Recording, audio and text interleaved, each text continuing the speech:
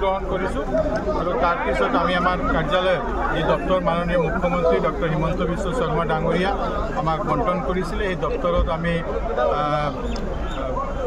দায়িত্বভার গ্রহণ কৰিছোঁ আৰু গ্ৰহণ কৰাৰ পিছত আজি আমি আমাৰ গৃহ জিলা মই আৰু আমাৰ অতিথ্য মন্ত্ৰী কৃষ্ণেন্দু পাল ডাঙৰীয়া একেলগে আমি আহিছোঁ।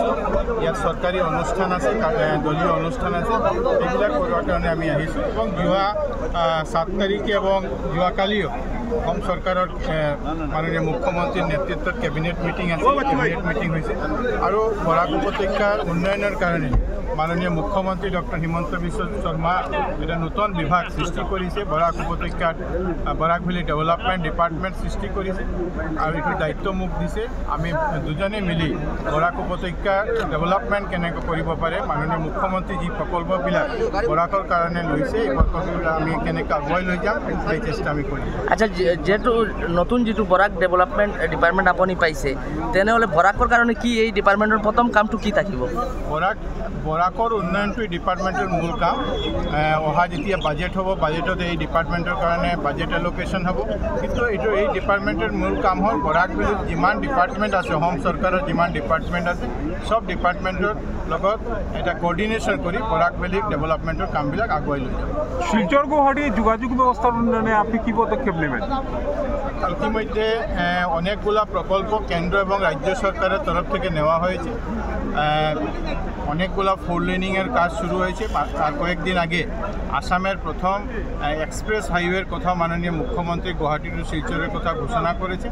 আমরা এই যোগাযোগ ব্যবস্থা থেকে শুরু করে বরাকের উন্নয়নে যা যা করার প্রয়োজন আমরা দুজন মিলে বরাকের জন্য কাজ করব। নিজের যে বিভাগ আছে সেই বিভাগের সাথে সাথে বরাক ভ্যালির অলরাউন্ড ডেভেলপমেন্ট যেটা সেই ডেভেলপমেন্টের দায়িত্ব আমরা পালন করব। Thank U.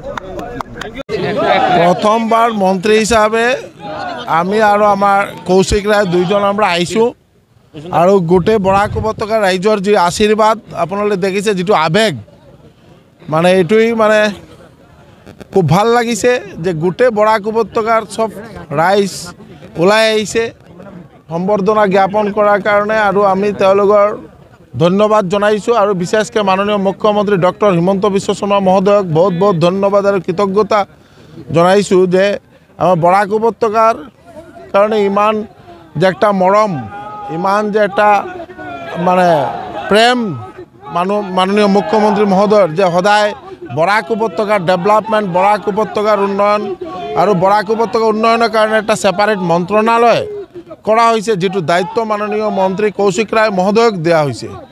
আৰু আমি কৌশিক ৰায় গোটে আমৰা দুই মন্ত্ৰী একেলগে কাম কৰিম যাতে বৰাক উপত্যকা গোটে অসমৰ ৰাইজৰ উদ্দেশ্যে যাতে ভালকে কাম কৰি যাব পাৰোঁ, গোটে অসম যাতে এটা উন্নতিৰ এটা চৰম শিখৰে যাই পৌঁছি পায়। এইটোৰ কাৰণে আমাৰ মাননীয় মুখ্যমন্ত্ৰী মহোদয়ৰ যেটো মানে আগ্ৰহ এটু যাতে 2026 ভিতৰত যাতে পূৰ্ণতা লাভ কৰে এই উদ্দেশ্যে আমৰা সকলে কাম কৰি যাম।